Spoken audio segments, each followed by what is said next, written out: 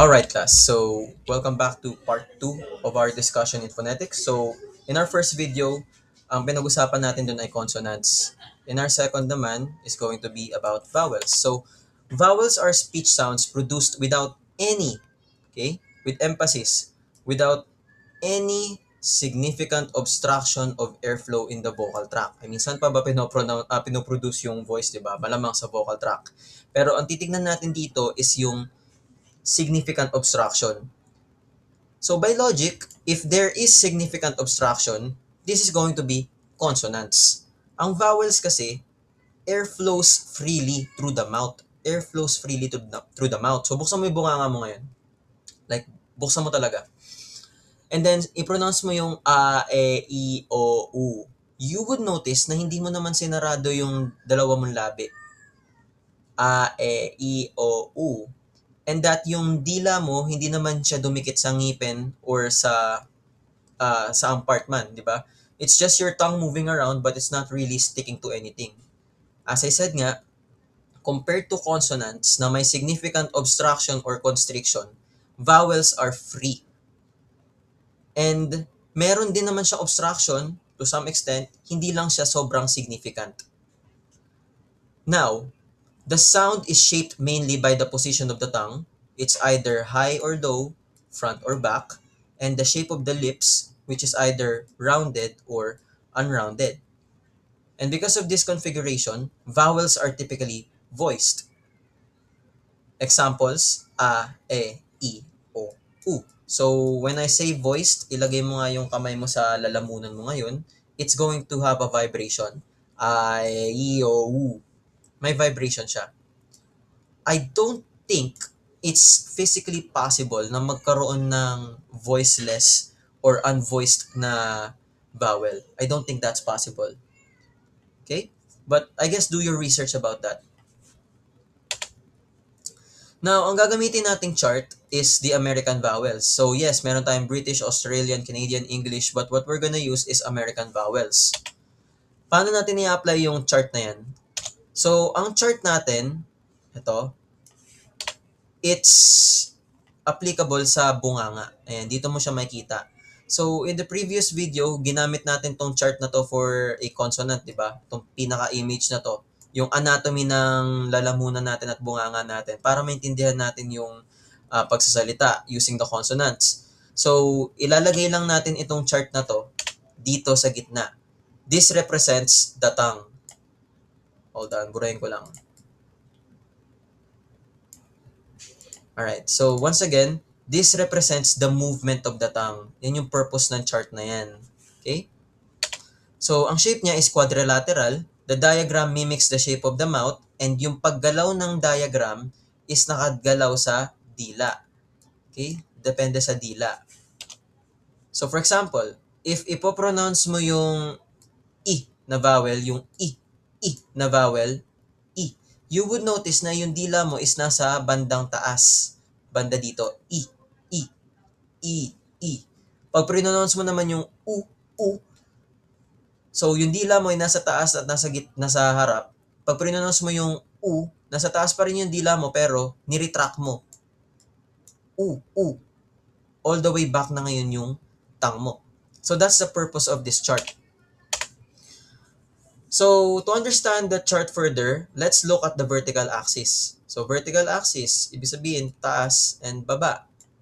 So, the vertical axis shows the tongue height.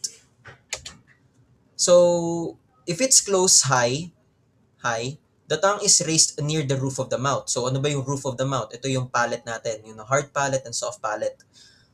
So, if you're gonna pronounce the E sound, as in beat, C, E, yung tongue mo is nandito. If you're gonna pronounce the U sound, as in food, blue, it's going to be at the back.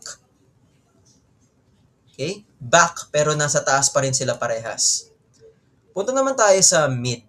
Mid can either be close mid or open mid. So, ang close mid is nasa gitna pa rin siya, pero malapit siya sa close high. Okay? And ang open mid naman is nasa gitna pa rin pero malapit siya sa low. Kaya nga siya open mid. So try to pronounce the sound. Say, nasa mid siya. Say, they, tapos yung O sound, go, home, nasa back naman. And then we have the sound, bed, eh, and then we have the fought, law, oh. It turns into the back one naman. Okay? Alright. So now, punta naman tayo sa open low, which is baba. So, tatandaan nyo nandito nga sa open low is lowered siya. So, we have cat, fa, yan, nasa low siya. Punta naman tayo sa horizontal axis. So, the horizontal axis shows the tongue position. Yung vertical axis kasi, tongue height, taas, baba. Tongue position naman, forward or backward. So, front vowels, yan, ito yung mga front vowels natin. It's C, E, E, A,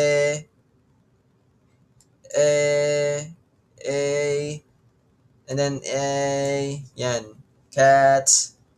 And then we have the central vowels naman, the central vowels, we would have the schwa sound. So, schwa ang basa dito, okay? Hindi yan upside down na E. Yes, it's an upside down E, pero may formal na term yan. It's schwa. So, as English majors, remember, ang tawag dito, schwa. I'm gonna discuss more about that later. So, it's in the middle. About, sofa. About.